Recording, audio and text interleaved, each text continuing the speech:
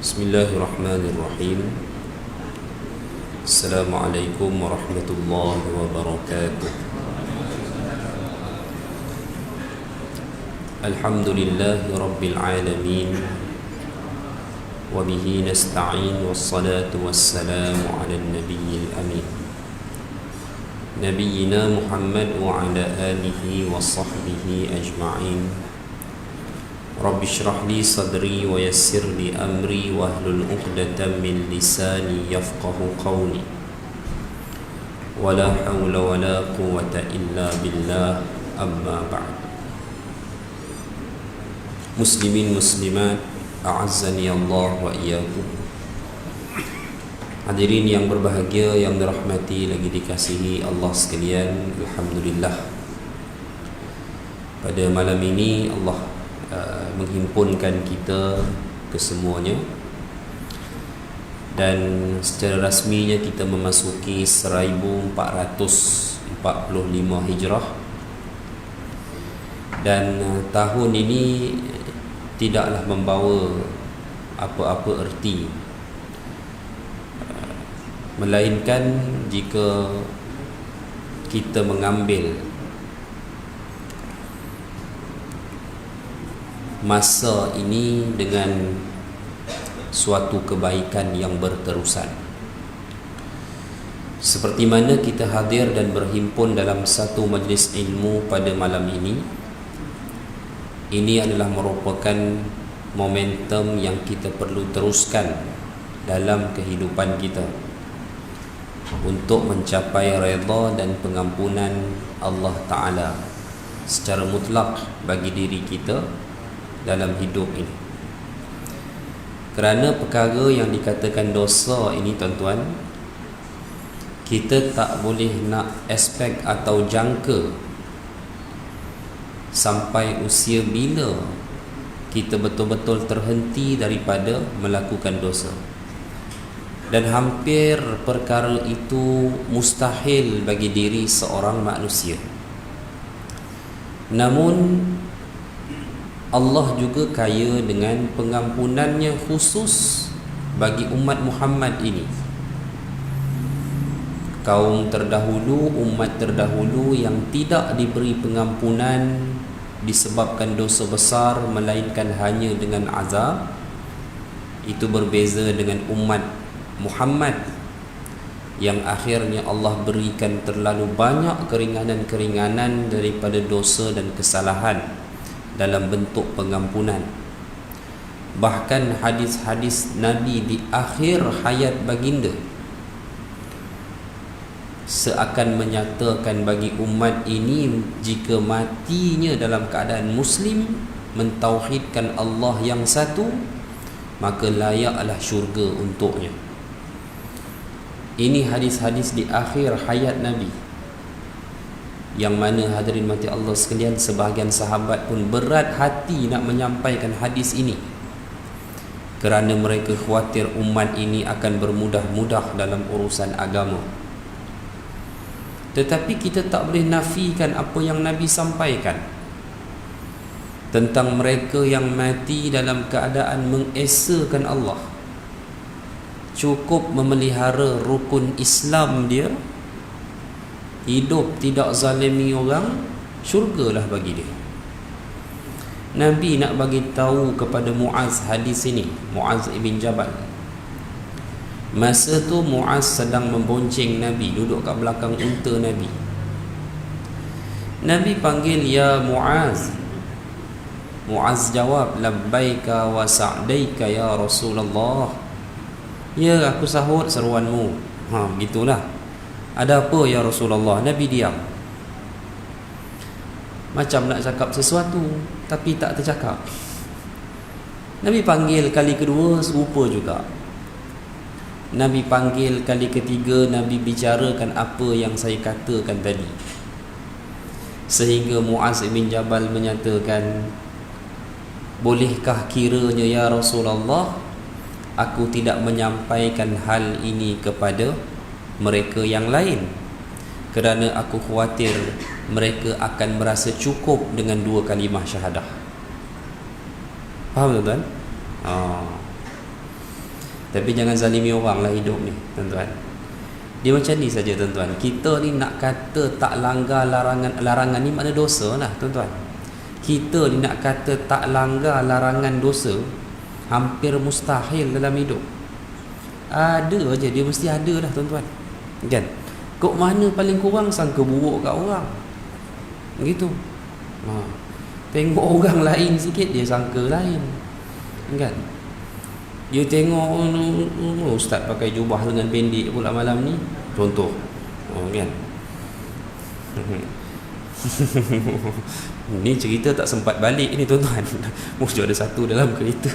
Ni pun saya 8.45 saya kena berhenti. Saya ada program nak kena gerak, nak kena isyak di sana. Saya tak ambil masa panjang lah malam ni tuan-tuan. Apa benda dia tengok jadi modal dia berfikir. Lepas tu dia sangka buruk. Dosa. Mana kita boleh elak? Tapi selama mana kita jaga rukun Islam, selama mana kita tidak zalimi orang, insya-Allah hadirin mati Allah sekalian, kita mati dalam keadaan mengesakan Allah, layaknya syurga bagi kita mudah-mudahan. Dia sahabat rasa pelik. Abu Hurairah pernah sebut benda ni kepada Umar. Umar tumbuk dada Abu Hurairah sampai jatuh. Sebab Umar kata tak logik benda tu. Takkan semudah itu Allah nak bagi syurga. Abu Hurairah pergi jumpa Nabi balik, mengadu. Nabi tanya kepada Umar, betul kamu buat begitu Umar? Kan? Nabi nyatakan bahawa apa yang disampaikan oleh Abu Hurairah itu sememangnya ia datang daripada aku, kata Nabi. Maka Umar kata, boleh jugakah kiranya ya Rasulullah, kalau aku tak bagi tahu kepada orang lain, nanti orang rasa cukup dengan amal yang dia buat. Nabi kata, okey, tak payah bagi tahu. Tapi kita tahu juga hari ni. Kan? Sebab akhirnya sahabat tak sampai hati untuk menyembunyikan suatu perkataan yang bermanfaat daripada Rasulullah untuk kita semua. Logiknya ada tuan-tuan. Di mana logiknya? Hari ini kita hidup bertauhid, beriman dalam keadaan Nabi tinggalkan kita 1445 tahun. Tolak 10 tahun lah hijrah kan. 1435 tahun Nabi telah tinggalkan kita. Tapi kita masih pelihara iman. Tuan-tuan bayang Bani Israel bila tak ada Nabi dalam tempoh tak sampai 100 tahun jadi apa? Mereka ada selingan masa tak ada Nabi. Contohnya selepas zaman Nabi Allah Sulaiman alaihi salam, ada senggang masa mereka tak ada Nabi. Mereka hanya ada raja sahaja. Ya. Dan mereka tinggal kitab mereka. Mereka tinggal agama mereka. Ya, sehingga Allah datangkan bala tentera Babylon menyerang dan membunuh mereka di Baitul Maqdis. Lalu sakibaki Bani Israel dijadikan hamba abdi di Iraq bagi kerajaan Babylon. Sebab tinggal agama. Kenapa tinggal? Tak ada Nabi. Buat tempoh sementara waktu. Bani Israel ni ada Nabi pun akhir dia lawan. Jadi kita hidup beragama pada hari ini, Nabi tak ada. Tapi kita dapat pelihara iman kita atas dasar iman semata-mata. Tak pernah jumpa Nabi, tak pernah dengar Nabi cakap, sahabat seorang kita tak pernah jumpa. Tapi kita yakin dengan mereka. Dan benda ni tuan-tuan, kalau Allah tidak bantu menanamkan keutuhan ini dalam hati kita, maka kita tidak pasti kita tidak akan dapat untuk memeliharanya. Apatah lagi dalam keadaan ujian, fitnah paling besar pun Allah bagi kepada umat Muhammad sallallahu alaihi wasallam. Hadirin mati Allah sekalian, mukaddimah tahun baru 10 minit, alhamdulillah. Masuk sambungan bicara kita pada kuliah yang lalu. Mula pening kepala dah ni, sebab bicara ni agak berat tuan-tuan. Ingat lagi? InsyaAllah tak ingat. Okey. Tak apa, tak ada masalah. Kita dengar, kita ingatlah. Pada kuliah yang lalu saya berbicara tentang satu tajuk di mana Nabi pernah mengingatkan tentang tempat datangnya fitnah umat akhir zaman ini yang Nabi sifat tempat itu yatla'u qarnus syaitan, munculnya tanduk syaitan. Nabi berdiri di Madinah, Nabi menghadap ke arah timur. Nabi kata, ala innal fitnata hahuna, ketahuilah sesungguhnya fitnah itu di arah sana, kata Nabi, timur. Ya. Dan timur ini Madinah, timur Madinah didetailkan dalam hadis yang lain sebagai bumi atau tanah Najd, iaitu bumi Saudi yang ada pada hari ini. Khusus pusat bandarnya itu adalah kota Riyadh. Baik, Nabi kata fitnah dari sana, fitnah dari sana, kata Nabi. Tuan-tuan, 100 tahun lalu, hampir, belum 100 tahun ya, hampir 100 tahun lalu, 2032 genap 100 tahun. Apa yang Nabi sabdakan itu semakin zahir, kerana umat Islam tidak menyangka akhirnya semenanjung tanah Arab, Mekah, Madinah dan bandar-bandar lain ditakluki atau menjadi wilayah pentadbiran keluarga Arab yang berpengkalan di Riyadh, yakni arah timur Madinah, keluarga Bani Sa'ud. Arab Saudi yang ada pada hari ini, tuan-tuan, dari segi sejarahnya dia merupakan third Saudi state, negara Saudi ketiga, bukan pertama. Negara family Saud dia tubuh kerajaan dari tahun 1744 dan tempat asal dia adalah Riyadh, dan kerajaan yang dia bina di kawasan tanah besar Saudi yang dipanggil sebagai Najd satu masa dulu. Namun pada 1932 dia telah diberi hak pertolongan oleh British dan berjaya menubuhkan satu negara dipanggil Kingdom of Saudi Arabia, yang menghimpunkan tanah pentadbiran asal dia dengan semenanjung tanah Arab yang panjang tu, yang ada Mekah, Madinah dan sebagainya. Riyadh, Riyadh tak masuk, Jeddah, Taif dan selainnya.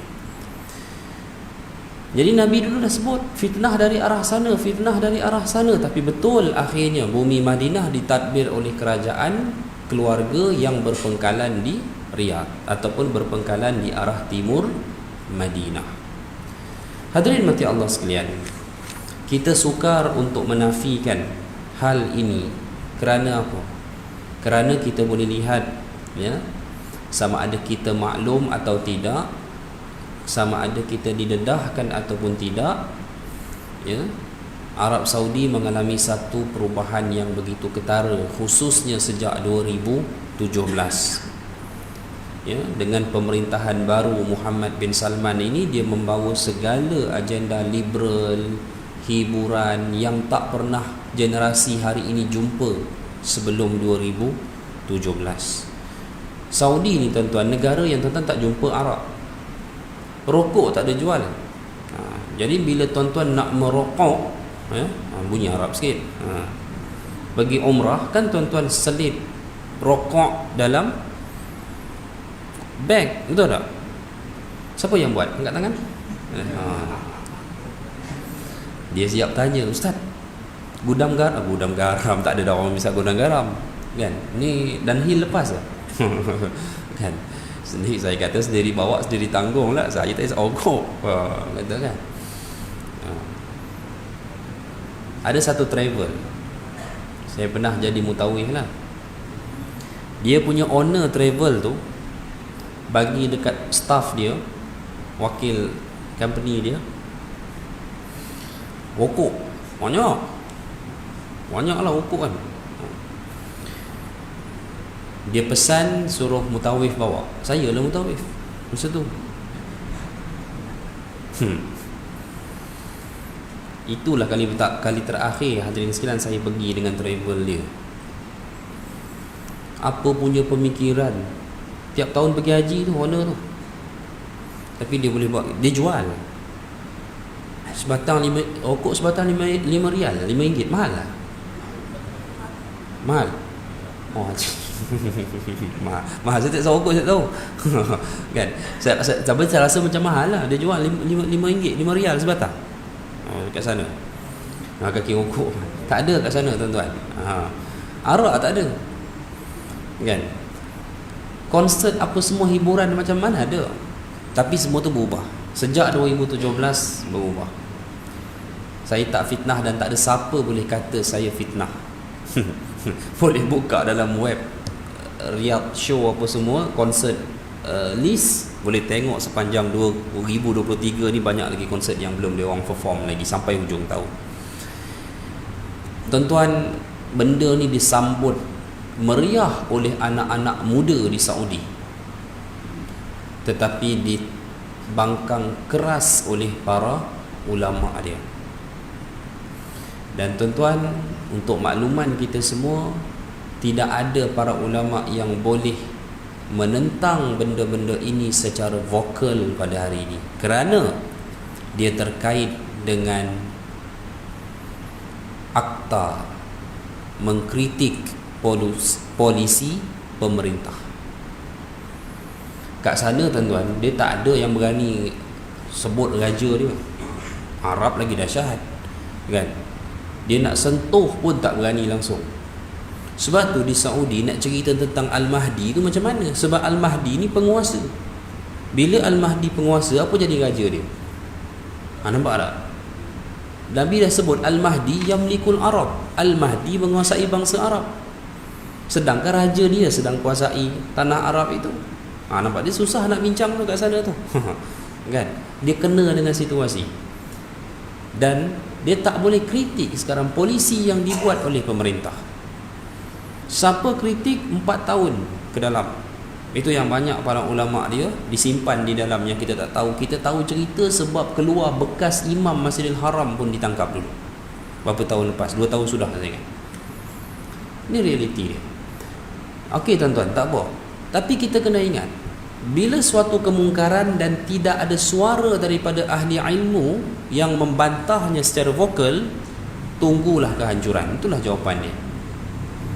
Tak boleh nak vokal pun tak boleh, masalah dia dah. Mereka pun dah tak mau ambil risiko sebab tahu dah kritik saja dalam tazkirah Jumaat ke, khutbah ke, ceramah umum ke, kena. Sebab itulah tuan-tuan ingat lagi tak saya bahas bahawa akan berlakunya apa dia tuan-tuan, gempa yang menghancurkan bumi Madinah. Kerajaan sediada Saudi ni takkan lama tuan-tuan, dia akan habis juga. Sebab dia bukan keturunan Nabi. Sedang Nabi kata akan muncul Al-Mahdi dari keturunanku, dan dia akan yamlikul Arab, dia akan menguasai bangsa Arab. Yamla'ul arda qistan wa adlan, dia akan memenuhi bumi dengan keadilan dan kesaksamaan. Jadi dia takkan lama lah pemerintah sedia ada tu. Ya, tapi hadirin sekalian, fitnah kepada tanah suci itu sendiri memang datang daripada arah timur mereka, iaitu daripada arah Riyadh, yang dahulunya kawasan itu dikenali sebagai Najd. Itulah dia. Cumanya tuan-tuan, kita tak nampak sebab kita pergi Saudi, kita nampak Mekah, Madinah sajalah. Kan? Tapi kalau kita keluar sedikit, pergi Jeddah cukup, kita dah akan nampak dah beza. Kalau pergi Riyadh lagi lah tak usah cakap. Kan? Dan dengan pembangunan mutaakhir ini pun kita dah nampak ada perbezaan-perbezaan yang jauh sangat. Ketara, ialah mall dah boleh ada depan masjid tu, tentu bayang. Kan? Benda tu nampak macam normal, tapi dia mall depan masjid. Bukanlah kata tak boleh, bukan kata jumud, bukan kata pemikiran tertutup, tapi dia tak kenalah dia macam mana pun. Dan Madinah sekarang ni sedang berlaku pembangunan yang begitu rancak. Kawasan pembangunan ni jauh lebih besar daripada apa yang tuan-tuan tengok hotel-hotel yang ada di Mekah itu. Dan kita khawatirlah benda-benda begini akan membawa kepada kerosakan tanah suci ini, ya. Semoga Allah lindungi kita semua insya-Allah daripada fitnah tersebut. Baik hadirin mati Allah sekalian, insya-Allah tamatlah tajuk fitnah daripada timur ataupun Najd, ya.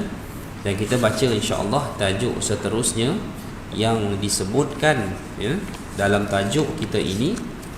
Baik. Ini tuan-tuan tajuk tuan-tuan pernah dengar, ya. Ramainya kaum wanita dan kurangnya kaum lelaki.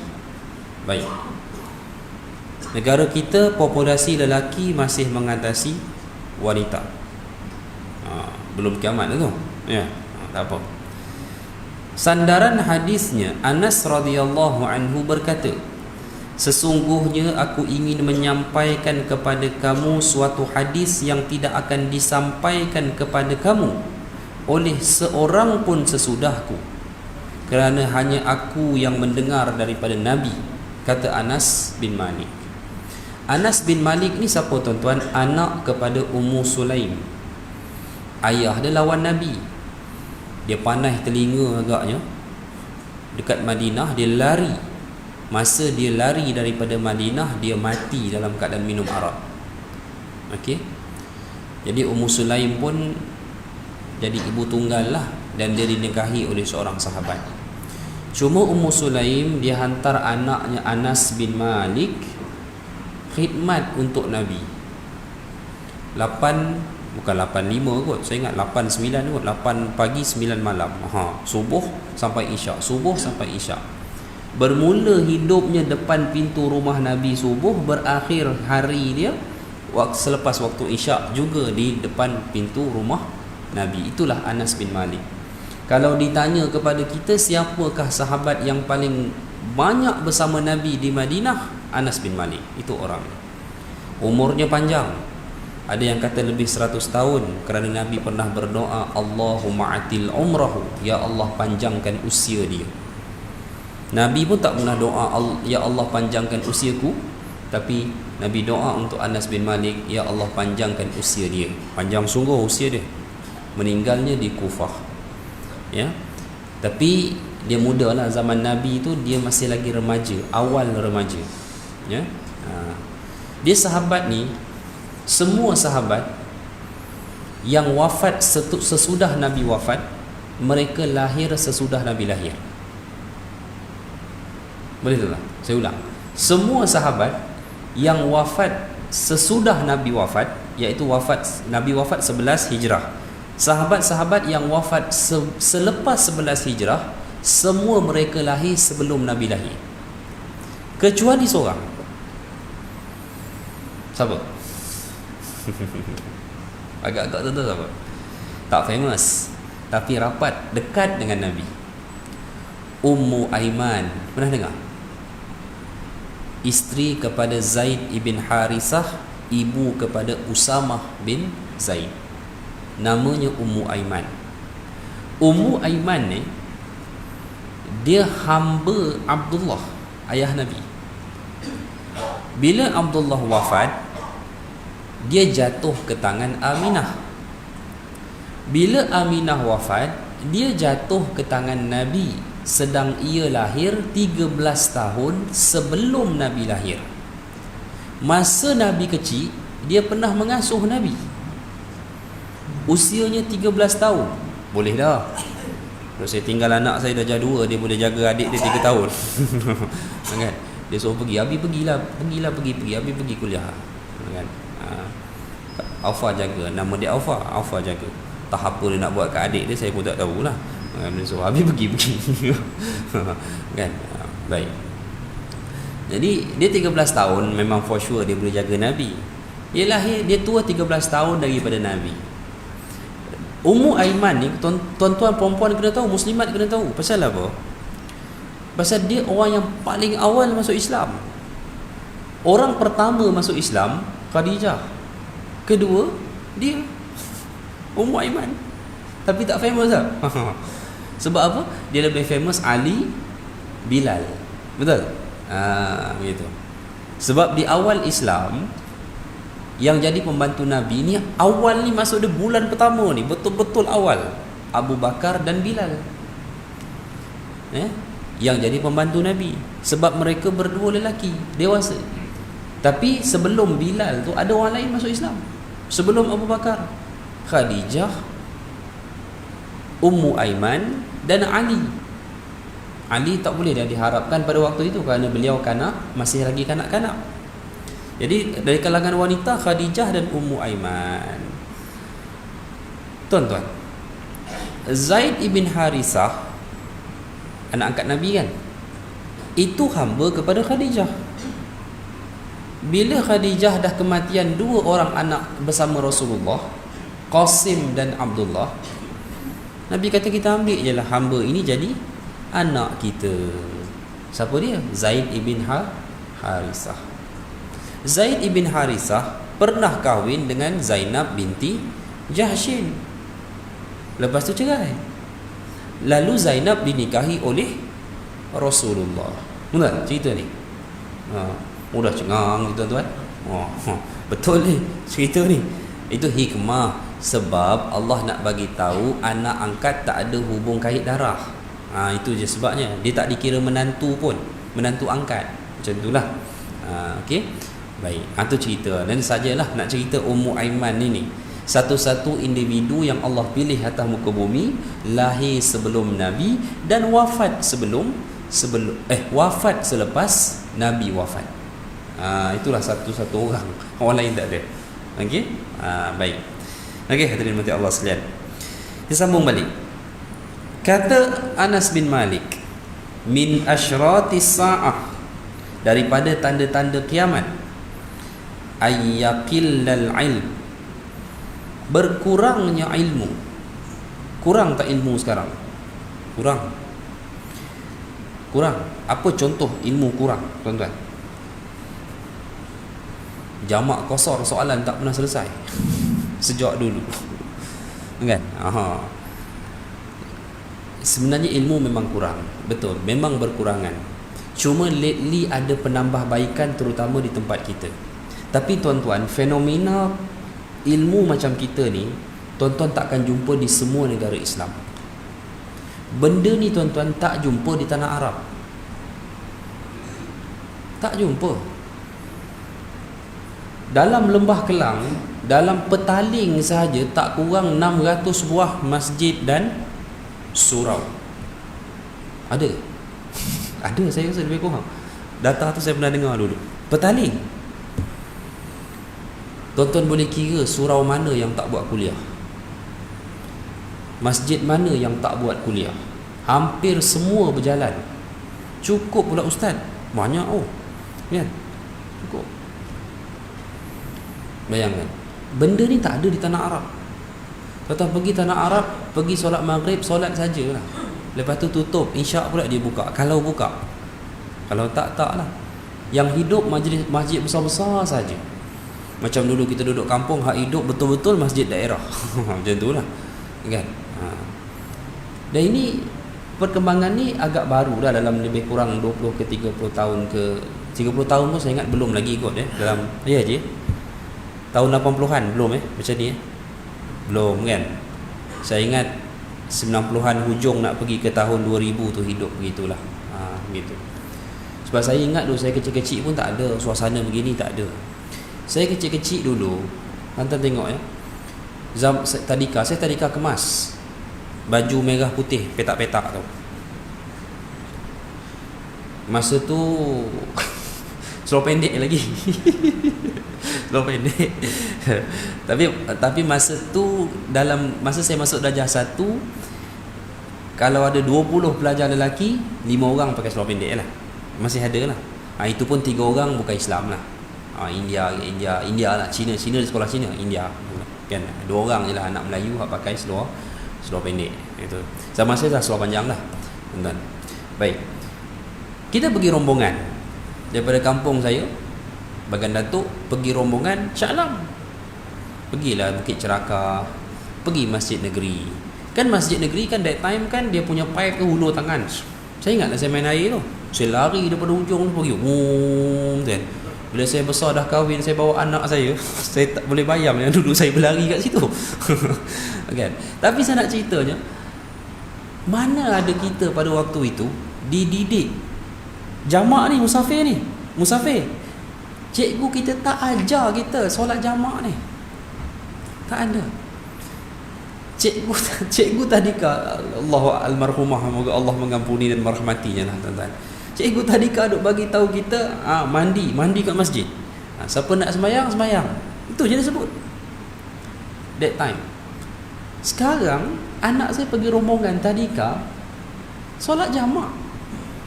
Dia balik kampung, tok dia tanya, dah sembahyang isyak? Dah jamak lah tok. Tadika. Kan? Ilmu, dia beza, dia punya pendedahan ilmu. Sebab tu kita tengok dulu, saya ingat kalau tahun 70-an 80-an ada ke trend masyarakat Malaysia ni duk solat jamak? Tak ada, saya ingat. Duk pakat tak solat tu kira pakat qada je lah balik rumah. Semua tunda dekat rumah zaman tu. Tapi perkembangan ilmu berlaku. Tapi hadirin sekalian, ini bukan berlaku di semua tempat. Tuan-tuan pergi Turki, surah An-Nas baca lintang pukang common. Walaupun dah berubah banyak zaman Erdogan ini, tapi kesan sekular masih melekat. Tuan-tuan pergi ke negara-negara Islam yang berhujung dengan tan, Kazakhstan, Tajikistan apa semua ni, yang pernah duduk 70 tahun dalam Empire Soviet. Kerajaan tak beragama, rakyat beragama, kerajaan tak beragama. Apa jadi negara tu tuan-tuan? Liberal. Ya, dia punya, sebab itu orang bawa ziarah pergi Uzbekistan, pergi makam Imam Bukhari. Tak sampai 100 meter makam Imam Bukhari tergolik botol arak. Biasa. Yes. Uzbek, dia pernah duduk dengan Rusia. Bukan Rusia, masa tu Rusia Soviet dulu. Jadi sekular benda tu. Itu kesan dia hadirin sekalian. Ya. Arab mungkin baik, tapi tak semua Arab cerdik juga. Orang Melayu baca Quran lebih baik daripada bangsa Arab. Dahsyat. Banyak. Sebab tu tuan-tuan, antara perkara yang diputuskan oleh mazhab 4 secara sepakat namun tak ada dalil jelas, apa dia? Kewajipan mengqadakkan solat bagi orang yang meninggalkan solat dengan sengaja. 4 mazhab sebut wajib qada. Siapa-siapa yang tinggal solat dulu 20 tahun, 30 tahun tak tinggal, hukum wajib qada. Dalam keadaan mereka tak pernah bagi tahu macam mana mekanisme nak qada. Apa dalil yang jelas perintah wajib qada itu? Sebab apa? To be honest, tak ada. Mereka hanya sebut wajib. Sebab rata-rata menyatakan alasan supaya umat Islam tidak memudah-mudahkan hukum melaksanakan solat. Tapi tuan-tuan, kenapa tak ada dalil khusus tentang masalah orang meninggalkan solat dengan sengaja dan mereka wajib qada? Sebab zaman Nabi, zaman sahabat, tak ada orang tinggal solat. Perbuatan meninggalkan solat itu tidak pernah berlaku. Bahkan Nabi kata, kamu nak bezakan seorang Muslim dengan kafir adalah tarkus solat, dia tidak solat. Maksudnya bukan tak solat tu kafir. Zaman tu nak tahu muka Arab semua sama Arab. Dia ni Islam ke tidak? Kamu tengok dia solat ke tidak. Kalau dia tak solat, dia bukan Islam. Macam tu lah. Kalau macam tuan-tuan pergi negara Arab yang ada Kristian kan, muka sama Arab, tapi nak tahu dia Kristian ke tidak, kalau perempuan boleh tengoklah dia pakai tudung ke tidak. Kalau lelaki sama je kan. Sebab itu orang macam di Mesir, kalau Kristian dia akan adakan tatu yang apa, menzahirkan dia Kristian. Kurang-kurang dekat hujung tangan sini dia buat salib kecil warna biru. Itu. Okey. Ataupun ada sebahagian dia pakai rantai kat sini lah, rantai pendek. Kat sini nampak T. Kita oh dia ni Kristian lah. Macam tu. Muka Arab sama Arab muka. Macam tu. Ya. Baik. Jadi sebenarnya yaqillal ilm, kurangnya ilmu ni memang dah berlaku pun. Ya, terutama late zaman negara-negara Islam dilanyak, dijadikan sebagai tanah jajahan oleh Barat, maka ilmu Islam itu jatuh merudum, sehingga generasi-generasi yang lahir dalam zaman penjajahan hilangnya kefahaman ilmu. Macam kita lah, orang kita dulu reti minum arak, tak reti. Siapa bawa? Bukan penjajah. Penjajah bawa. Budaya-budaya. Dan benda tu kekal hadirin sekalian. Budaya-budaya arak ini kekal dalam jabatan-jabatan satu masa dulu. Betul? Satu masa dulu. Lepas tu beransur hilang. Begitulah dia. Dan beransurnya hilang kemaksiatan atau kekejian, maka Allah gantikan berlakunya pertambahan ilmu. Begitulah. Kan? Saya kuliah Zuhur penuh. Office jabatan kerajaan, jabatan swasta. Setiap Selasa kenanga investment bank. Bank by apa tu, Tan Sri Nur Zakia dulu. Semua corporate, remiser, main saham. Tengok orang pun macam tengok nombor. Kuliah penuh kan, ramai. Ya, ramai kuliah dia. Seronok saya mengajar situ, seronok sirah. Hadirin sekalian, inilah budaya ilmu yang semakin bertambah. Dan bila kita nampak ada budaya ilmu yang semakin bertambah di sesuatu wilayah, tanda Allah ingin memelihara wilayah itu daripada fitnah kerosakan. Okey.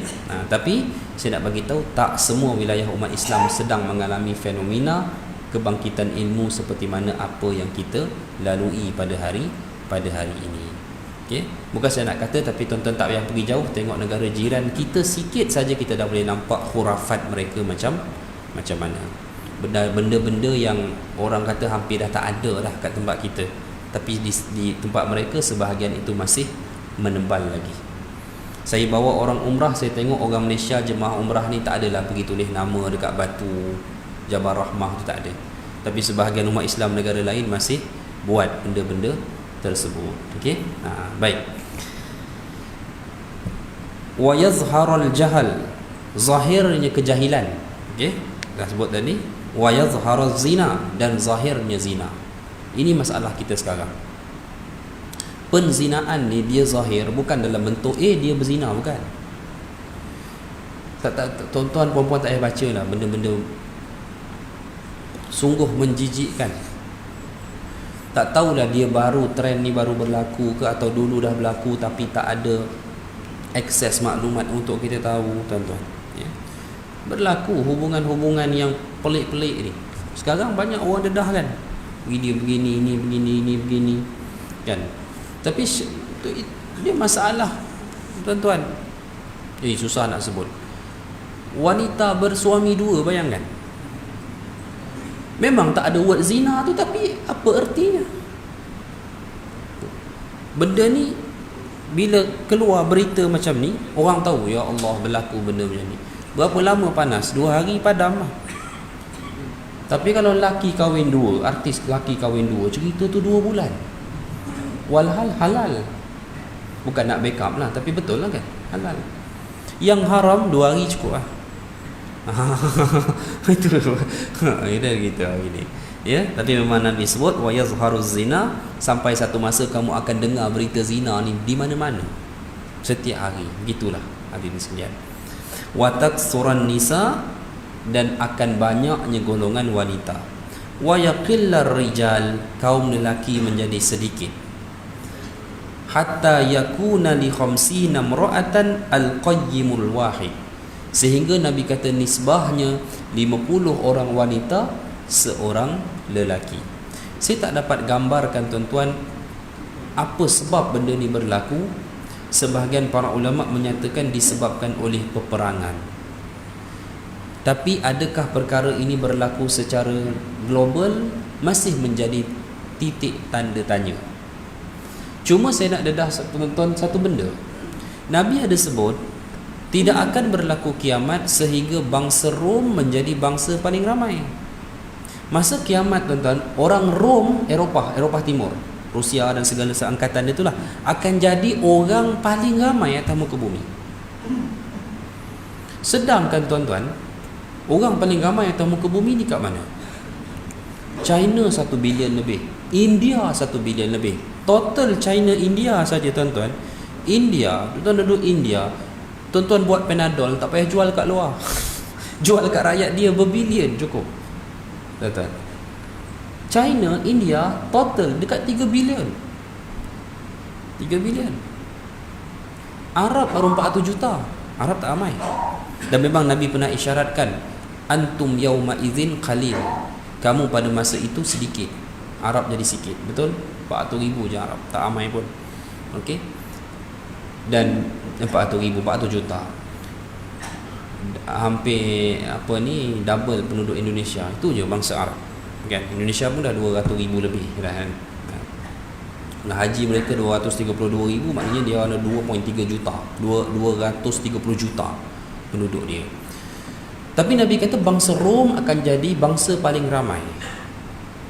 Kemana warga negara Cina yang berbilion, yang India berbilion ni, wallahu alam. Teori paling dahsyat ataupun teori paling dekat, berlaku perang yang memusnahkan wilayah mereka.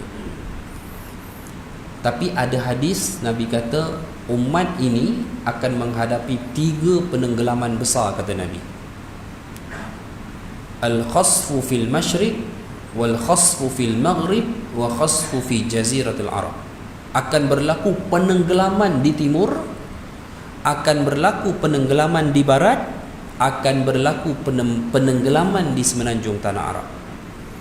So pendapat kedua menyatakan disebabkan penenggelaman inilah akan berlakunya kepupusan nyawa manusia yang begitu ramai, sehingga menjadikan bangsa Rom manusia yang paling ramai.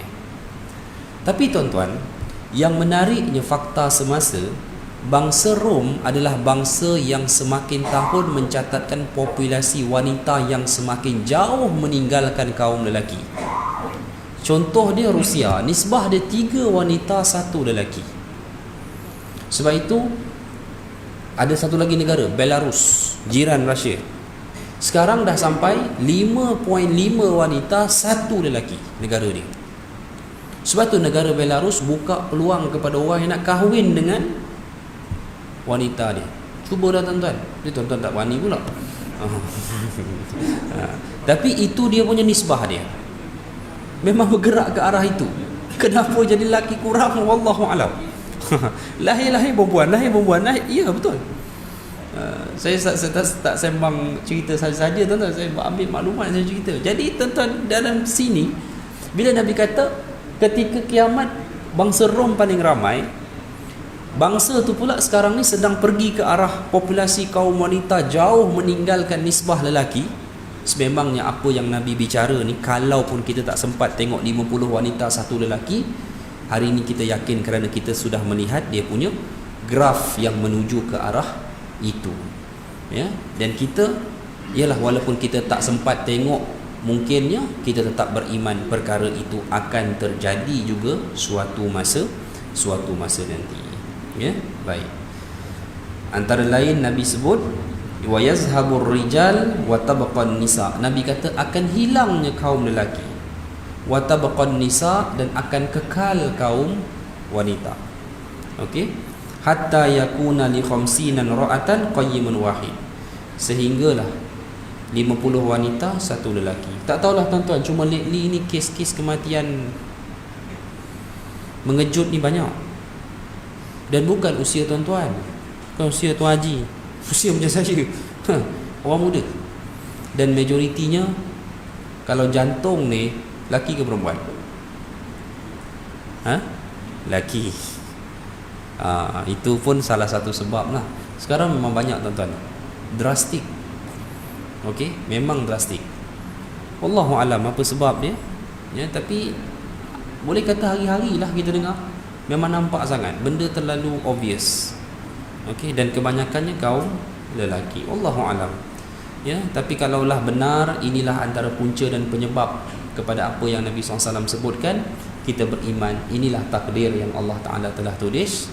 Ya, apapun yang terjadi, semoga Allah menyelamatkan dan meletakkan kita dalam golongan yang terpelihara daripada fitnahnya, mudah-mudahan, insya-Allah. Baik. Jadi hadirin mati Allah sekalian, cukuplah dulu sampai di sini. Saya kena bergerak sebab ada program yang saya kena hadir selepas ini, kena isyak di sana. Jadi insya-Allah tuan-tuan, semoga Allah merahmati usaha kita semua. Mohon maaf daripada saya, dan salam ma'al hijrah 1445 Hijrah. Semoga pertemuan kita pada tahun baru ini berkekalan dan membawa kita untuk meneruskan pertemuan ke 10 tahun yang kedua. Jadi mudah-mudahan insya-Allah. Jadi semoga Allah merahmati kita semua. Aqulu qauli hadza wa astaghfirullah. Assalamualaikum warahmatullahi wabarakatuh.